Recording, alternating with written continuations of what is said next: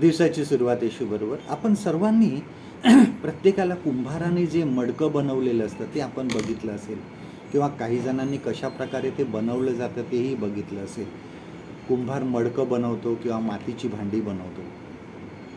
गावाकडे जर आपण बघितलं तर कुंभार गाढवावर किंवा बैलगाडीतून एका विशिष्ट जागी जातो, तिकडची माती तो घेऊन येतो, त्यानंतर ती माती भिजवली जाते, त्याचा चिखल केला जातो आणि तो चिखल केल्यानंतर मग ते चाकावर तो ते मडकं बनवायला घेतो किंवा इतर भांडी बनवायला तो घेतो.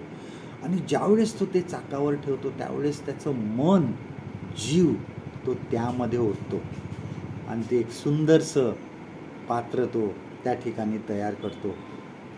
त्यानंतर मग त्याला थोडंसं सुकवलं जातं. सुकवल्यानंतर ते भट्टीत टाकलं जातं आणि भट्टीत टाकल्यानंतर मग त्याचं एक चांगलं पात्र बनवलं जातं.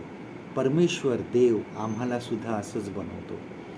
आपला जीव तो त्यांनी आपल्यामध्ये टाकलेला आहे, परंतु तरीही आपण पूर्ण झालो आहोत का? आपण कच्चे अजूनही आहोत का? कच्चे आहोत तर अजूनही आपल्याला भट्टीमधून जावं लागणार आहे. ह्या आगीतून किंवा ह्या त्रासातून किंवा परीक्षेतून आपण अजूनही गेलेलो नाही आहे. मराठीमध्ये असं म्हणतात ना, तापून सलाखून आपण निघालं पाहिजे. त्याप्रमाणे आपण निघालेलं आहोत का? जर तसं आपण निघालो तरच आपण एक चांगलं पात्र बनवू शकतो.